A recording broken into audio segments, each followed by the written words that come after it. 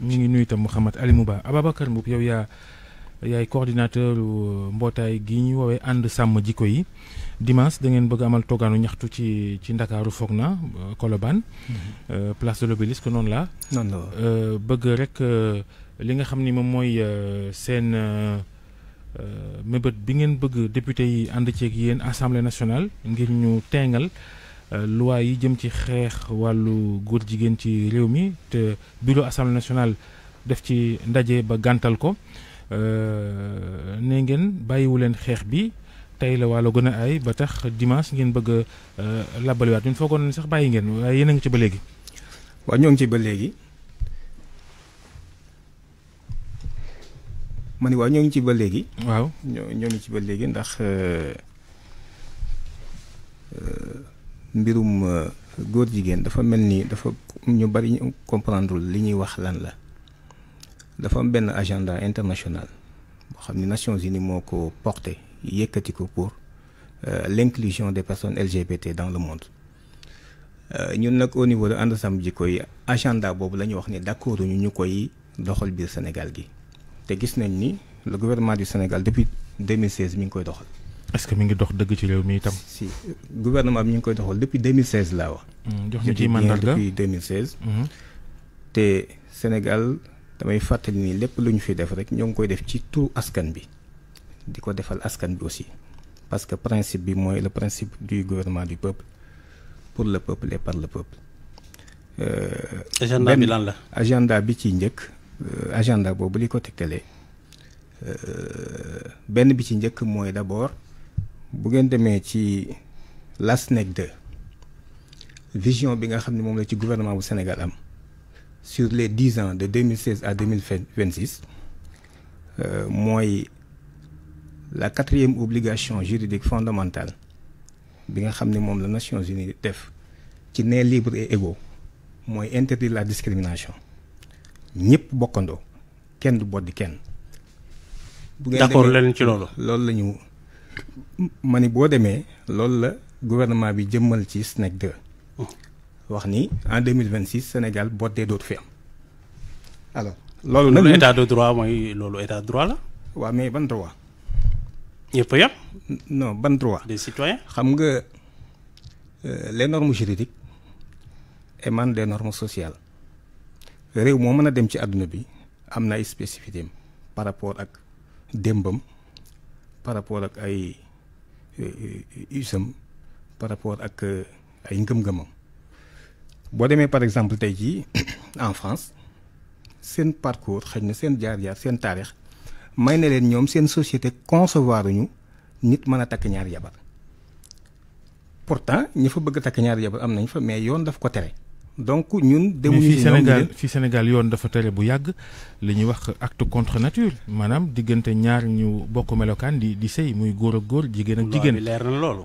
jërëjëf sëñ Babacar. foofu da nga ma may ma def ci précision parce que ñu bari xamuñu ni loi bi caduc na bu yàgg la loi c'est la loi 66 12 bu 12 février 1966 bi nu koy jël booba acte contre nature effectivement homosexualité ci la bokkoon mais il s'est trouvé que ni en 1990 le 17 mai 1990 exactement la Nations Unies décidé retirer homosexualité acte contre nature te jotaay ba ñu ko doon retirer 43 pays ya ko fekkee woon Sénégal mi nga toogoon fekke na ko bokk na ci ñi ci engagé. mais taxul Sénégal ñëw fii soppi loi mi dem ci assemblée wax ni ñun rocci nañ loolu. non attends c'est Sénégal important musul wax officiellement ni rocci naa ko. c'est important bu ñu dégloonte rek Sénégalais yi danañ ci gindikonte danañ ci xamante ndax réew mi ñun ñëpp ñoo ko bokk ñun ñëpp ñoo ko bokk. c'est important xam nga dans la hiérarchie des normes juridiques. ñi nga xam ne jàng nañ droit xam nañ li may wax ni dafa mel ni tey bu ni woon dafa am jotaay bu war a am tey jii fii RFM le président de la République day ñëw benn chaise a fi nekk le gouverneur de Dakar day ñëw le préfet de Dakar day ñëw le sous-préfet de Dakar day ñëw yow nga naan ma sous-préfet benn chaise a fi nekk dafay toog mënu fee toog cette disposition là dafa am yu ko tiim ndax loi bu ordinaire la ay loi organique yi ñoo ko tiim les lois constitutionnelles moo ko tiim waxuma laa nag les traités et les conventions internationales te traités yi ak convention yi boo demee ci constitution bi l'article 98 dafa wax ni ñoom ay lois supranationales lañ donc moo tax li may wax c'est très important loolu c'est caduc depuis 1990. et pourtant ñuy condamné nit ñi ci loolu. non attends rek c'est important lii ñuy wax nii danaa ci dellusiwaat léegi nii loolu bu ñu teyloonte rek danañ déggante vraiment. waaw donc la loi la waxtaan la nag. effectivement je suis am d'accord njaay indil jóob gi mënta ñàkk. am njaay indil jóob. waaw njaay nag jóobeen moom xam na dana am problème.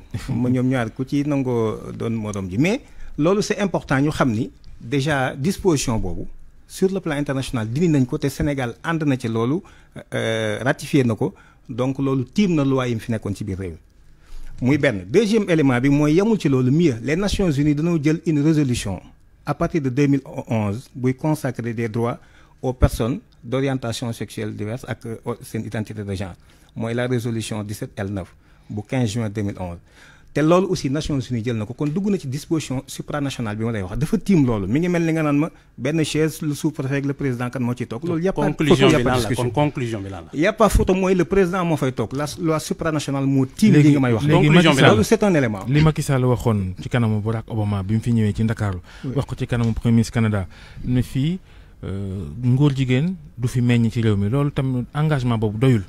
non doyul parce que du loolu rek la waxewu ko noonu président boo dégloo wax ji yépp effectivement pour le moment lay wax. fii ñu tant toll que man nii maay fii du ma ko kii. non attends Alors. fii ak fii waaw mais moom éternellement ad vitam aeternam ne ko fii. ah moom te le moo xam Sénégal ma- non attends c'est important le Sénégal du réew moo yaakaar nga xam ni ne ak président fii ci Sénégal dina fi jëmmal góor jigéen. xam xam nga nga loolu mënut a nekk xam nga itam débat bi nekkul foofu. Kan la. débat bi nekkul foofu parce que soo ngeen ma mayoon ma étaler ci da nga xam ni ñoom ñoo ngi poser ay germes yu jëm ci loolu mais dama ni la réewum Sénégal mais yaakaar naa ni réewum yoon la du réew moo xam ne dañ koo tënk ci kàddu président nag quand même. mais moom bu wax na fekkente ni loolu la d'accord. bu fekkee loolu la nañu dissoudre la constitution loi yi ak règlement yi ñun ñëpp ñu tënku ci kàddu lu président tax rek yéen lu mu ngeen wax ñu bëgg lu tax ngeen bëgg kut ko kut ñu criminaliser ko te loi mun na nekk sax ñu criminaliser ko gis nañ ni par exemple vol de bétail bokk na ci ak affaire u viol Viol, oui. mais loolu indil forcément Ak drogue. voilà Ak drogue drogue, est-ce que oui. indi na forcément lu ñu doon xaar ci lu ñu doon séntu ci loi bi lu tax ngeen jàpp ni suñ ko criminaliser da ngeen di am 100% lu ngeen bëgg. voilà exactement xam nga ñun bi ñuy départ dañ ni woon lii dañ bëgg Aliou ñu Moussa fàtte criminaliser na trafic de drogue. Voilà. criminalisation maa ngi ko koy Indiwul soufflé benn léegi kii. waaw. maa ngi ko koy soufflé ni ko ak drogue bi Trafic aussi de trafic de drogue ci ñu ko boole ñun bi ñu jógee bi ñuy tàmbali loolu lañ bëggoon mais bi ñu waxtaanee ak borom xam-xam yi ci fànn boobu dañ ñoo wax nañu su ngeen ko criminaliser li ngeen bëgg a régler du régler wu ñu leen abo ñu expliquer ñu effectivement ni procédures yi wuute nga xam ni nit ki suñ ko fekkee sax ci cas de flagrance day dem mandat dañ ko defal mandat dépôt maintenant yóbbu instruction te le juge d'instruction n'est pas lié Voilà. n'est pas tenu par les délais léegi ñu ni leen kon lan ngeen xalaat ñu ni ñu juste modifier leen la loi exactement c'est-à-dire ci lii dañuy communication la ñuy wax baat criminalisation mais dañoo juste modifier la disposition pour mu indi la. d'abord dugal ci par exemple apologie préciser d'abord aussi dugal ci ay dispositions yoo xam ne la loi 66 bi ñu koy def loolu amagul woon ci kaw suuf xam nga lan la orientation sexuelle et identité de genre amuloon en 66 LGBT amuloon en 66 yooyu aussi ñu dugal ko ci disposition parce que ay faits yu nouveau la yoo xam ne dañ ko war a dugal ci biir réew mi daal loolu du fi meññ dama xamul lu tax ngeen bëgg. non rek ban garantie nga am ni du fi mel. du fi meññ parce que. ban garantie mais est-ce que c'est-à-dire fii- teg ñu benn garantie boo xam ne leer Sociologiquement, nañu nee nii. nañ d'accord. léegi dama lay laaj nee léegi. ni d'accord ci si sociologiquement fii ñàkk nee yee d'accord moo tax suñu war a suñu taxawaay bi. léegi dama lay laaj Ababacar Mboup ana góor jigéen Sénégal yi ana nu. bon c'est-à-dire gis nga li ñuy wax Babacar sama turandoo ñun dépassé na loolu dépassé na ndax doo dégg mukk suñ communication ñu wax kii góor jigéen laa ne noonu parce que problème bi dafa dépassé loolu. y a une vision boo xam ne si dafa unilatérale bu ay nit am bëgg ko imposer àdduna bi ñun c'est ça. gars yi tamit Ababacar Mboup Alimu Mhm. gars yi tamit nee na ñoom ñi Ababacar Mboup ñii ay jihadiste lañ c'est-à-dire que ñii ay extrémiste lañ. ay waaw loolu la gars yi wax dafa am yéen tamit yéen wax da ngeen am agenda caché maanaam da ngeen bëgg bu yàggee sax ngeen nit ñi bu kenn sol pantalon bu kenn baali bu kenn dem restaurant yéen itam da ngeen am ay pexe yu ngeen di nas pour tënk askan wi ci yéen ni ngeen bëggee réew mi doxee. bon de toute façon xam nga ànd sama jikko yi ni mu bindoo du mbiru ay jullit kese démb rek j'ai été voir le clergé catholique bu Sénégal te ñoom ñoo ngi ci biir liggéey bii nii yaakaar naa ni foofu problème islamisme amu fa démb rek maa ngi jokkoo ak le porte-parole du roi d'Oussouye parce que ñoom aussi partie prenante lañ ci li ñuy def nii. donc du problème mu ay islamisme ak christianisme ak yu ni demee c'est un problème de société comme ni ma la ko waxee ñun Sénégal nous ne voulons pas cet agenda là. nous ne voulons pas qu'on nous impose en fait cet agenda là aussi parce que dëppawul ak suñuy valeur dëppawul ak suñuy te gis nañu le gouvernement mi ngi ci dox laa la wax depuis 2016 li may wax nii yéen a ci mën a interroger wu ni je comprends parce que da ngeen bëgg a xëj na askan wi gën a xam mais état bi mosoo leen dégg li ñuy wax ñu dellusi ci parce que liñ leen di wax ay arguments yu leer lañ leen tegal ci seen kaw. alors lu mel noonu nag su amee nee naa la y a des dispositions yoo xam si non seulement la loi dafa obsolète dafa caduque ndax c'est dépassé waaye dafa am ay mbir yu amoon bu yàgg. dafa am yu bëree bëri waxuñu loolu. ñoom d'abord le bureau de l'Assemblée nationale moo wax la ñoom ils ont violé la loi violé la loi à 3 reprises ba noppi jox seen bépp ay prérogatives yoo xam ne yoon mayu leen ko moom laa lay wax léegi man dama jàpp ni Sénégal réewu yoon la loolu laa jàpp man.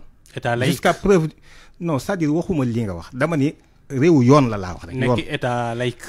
réewu yoon la réewu yoon nag dama yaakaar ni yoon wi nu tëral ci la nit ñi war a jaar ñëpp nag. yoon amul ku ko tiim mais yoon moo war a tiim ñëpp en principe laa jàpp aussi alors lu mel noonu soo amee xam nga ni l'Assemblée nationale dafa am benn loi bu ko tënk ñuy wax le règlement intérieur muy loi organique boobu dafa wax ci disposition article 60 bi moom moo wax ci procédure yi projet ak proposition de loi alinéa 1 bi d'abord ñoom dañ ko violer parce que dañ leen wax ni su ngeen jotee lu mel noonu na ngeen ko yëgal assemblée bi mu constater en fait le dépôt ngeen informer l'auteur ou bien les auteurs loolu ba tey jii le groupe le bureau de l'Assemblée defuñu ko muy benn violation de loi te yaakaar naa ni loi dañ ko war a fonk buñ nee nii lañ ko war a defee rek noonu lañ ko war a defee lii ma la wax ni le bureau de l'Assemblée def ko jusqu'à présent. deuxième élément bi boo demee ci alinéa 5 bi dañ leen wax ni le bureau de l'Assemblée nationale mënul fi muy mën a gàllankoore amendement wala proposition de loi ci ñaari condition rek lay nekk mooy su fekkente ni amendement bi wala proposition de loi bi su jàllee dafay am incidence financière c'est-à-dire quoi c'est-à-dire que dafay soxla xaalis pour ñu mën ko jëmmal ko bu nekkee loi ou bien dafay aggraver wala mu dagg sax ay ressources publiques. est-ce que calculer ngeen itam loi bu mel noonu c'est important. ñoom dañu violer la loi la wax ils se sont donné des prérogatives yoo xam ne yoon joxu leen ko dañ ko jalgati. est-ce que yéen a ngi calculer itam état Sénégal nekkul état bi nekk genre îlot day jokkalante ak yenn réew yi am na loo xamante ni il faut nga def ci attention balaa ngay indi say bopp ay problème ci yenn yi itam. est-ce que par exemple boo indi ay criminalisation indi yenn yoo xamante ni ñenn ñi jàpp nañ jaru ko loo xamante ni peut-être pour le moment sa réew mi ngi koy gérer normalement nga indil say bopp ci yenn yi mun nañ la bloquer te du yéen ay bloquer loolu débloquer loolu. xam nga yooyu c'est des arguments yoo xam ne si ñi xamul ñoo koy wax koo dégg mu wax ko rek c'est parce que dafa xamul. combien de pays en Afrique laa la wax nga xam ne ñoom lañ jàpp ni ñooy ñi gën a ndóol ñooy ñi gën a dellu ginnaaw peut-être ci àdduna bi wala bokk nañ ci ñoo criminaliser en fait cette question là bari na par exemple la Tanzanie l'Ouganda ñooñu est-ce que dañoo tane Sénégal non c'est pas des pays islamistes aussi Ouganda Tanzanie ñoom ñëpp question bi lu leer lañ def ba ci récemment le Ghana très près de nous le Ghana le Nigeria depuis 2014 donc on ne peut pas opposer les gens naan leen non lii dafa sensible nanganam gis nga dama yaakaar ni jaaxal Serigne Ababacar Mboup moom vraiment seen réew seen souveraineté Ababacar Mboup xam askan wi d'accord ci dara mais loolu sañ nañ ko wax c'est-à-dire yaakaar naa ni loolu yàpp un problème sañ nañ ko wax gis nga ñun on n'a pas de problème bu fekkoonte ni respecté nañu yoon ñu dem ba plénière les députés décident souverainement ni ñun lii jàlle leen ko on n'aura pas de problème en bureau Assemblée nationale tamit moom mooy jot courrier bi mooy xool mais dañoo jalgati yoon l'opportunité d'examiner non foofu wax ma fan la ko yoon wax amul ils n'ont pas le droit de statuer sur l'opportunité d'une proposition la amul léegi yoon waxu leen loolu léegi li ñu jaaxal bu ñu waxee rek ci askan xam nga li ngeen xeex wàllu góor jigéen yàgg na fi nit ñi dañoo judd fekk ko fi taxul mu law góor jigéen yàgg nañ leen a gis ci at yu njëkk ya jigéen ñi di leen woolu ñuy ventilateur ki def yu mag yu kenn xamul taxul yëf yi lawin woowa mais moo lay wan ni sénégalais yi jikkoo wuñu ko exactement gis nga turandoo loolu dama lay dëggal loolu ñun man je me rappelle bien Kébémer ga ma dëkk nit koo xam ne xamoon nañ ko bi mu nekkee xale muy fréquenter jigéen ñi nga xam ni dafay efféminé di def fréquentation yi jigéen ñi et cetera ñun loolu lañ xamoon mais xamuñu woon nag société boo xam ne dana ñaari góor jàppante loxo dem di. loolu gis nga ko fii ñaari jigéen non daman la foofu la ñu jëm c'est-à-dire moo tax man la yéen di ngeen ñu dégluwul foofu la ñu jëm foofu la ñu jëm mooy àgg guñ fa mais nit ñi ñoo ngi teg ay points yoo xam ne fa la ñu jëm moo tax xoddi ko ci bala ngaa lakkale ñun dañu mieux vaut prévenir que guérir bëgguñu àgg foofu la ñu wax vraiment yaakaar naa ni communication boobu lu leer la. alors léegi mbaa bu fekkente ne li ngeen di wax li ngeen di njort am na ngeen koy xeex ndax fi mu ne nii gars yi nee nañ xàmme wuñ ku ko nekk ku ko doonul mbaa bu ngeen soree ci yëf yi yuuxu du jëf fuñ ko foogeewul yéen a ngi koy sóoraaleem. avant may ñëw ci sa laaj boobu rek li ma dama bëggoon a compléter si li nga waxoon sànq c'est important parce que mosuñu fee dégg tey par exemple ñu ni la bisu gàmmu le 25 décembre yéen a ngi koy rappelé wu 2015 dajeeg suñu mbokk catholique yi tamit di fête Noël ay góor dajante di takkante loolu aussi xamuñu ko woon bokkul ci woon récemment gis nga ko ci benn mosquée ñu yéeg ba ci kaw ay góor di fa sëy loolu xamuñu ko woon def ko ci ay cimetière nangam li ñu xamoon mooy nit ku efféminé mais kon dimension bi bu yeggee foofu loolu moo lay wax ne kii kon. est-ce que du war nañ ko jéem a jël ban médiatisation li ma lay wax ni c'était en 2015 en 2008 mbaaw gi. xëy na amoon na peut-être dama la en 2008. ay nit daje nañ fii mbaaw di fi takkante. en 2015 on se rappelle à Kaolack et cetera ba récemment phénomène bi am ni kon donc gis nga loolu. dafay loo xam ni ku ko bëggul gis yaa ko gisul mais mi ngi raam te d'ailleurs ñun defuñu sax focus ci question boobu on parle toujours en fait de cet agenda li ngeen ko abordé moo tax rek ma taxaw mais une minute parce que une minute moo ñu une minute sax desul mais dañu bëggoon xam est-ce que xeex bi itam fi ngeen ko yóbbu da ngeen dem au sommet fàtte base bi est-ce que lii yëpp ginnaaw da ngeen tudd sàmm jikko yi noonu la seen mbootaay gi tudd jikko yooyu est-ce que du ca kër ga lañ ko war a defaree lan mooy seen cër ak lan mooy seen waar ci yar gi ci biir kër yi ba li ngeen di xeex dootu ko jar faf lan mooy responsabilité famille yi ak société Sénégal. la famille am nañ ci responsabilité société bi am nañ ko ci état bi aussi am nañ ci responsabilité. question bi mais du problème famille rek. du problème mais dama ne du problème mu famille rek. parce que suñu wàllu yar ak njàng teguñu ko ci loxo famille bi problème ci état lañ ko teg moom moo ko gàddu. kon dama la état daf ci am responsabilité ci question boobu rawatina li nga xam ne dañ ko bëgg a jàllalee ci yoon kon ñun tamit ni ñu ko mën a xeexee rek mooy en tant que citoyen yoon moo ñu may ñu demander li ñu bëgg ñu jaarale ko ci yoon. jërëjëf seen toogaanu ñaxtu bi dimanche la Ababacar Mboup yow yaay coordinateur national mbootaay gi ñu woowee ànd sàmm jikko yi ngeen xeex ba léegi góor jigéen ngeen bëgg nguurug Sénégal def ci loi boo xam ni ku ko kuñ ci jàpp nga tëdd fukki at gën ngaa néew jëm kaw. jërëjëf Mouhamed Aliou mu yées ko àggul ci fukki at. yaa àggu ca. waaw 5 à 10 ans la 5 à 10 ans. voilà ñu ngi jégalu.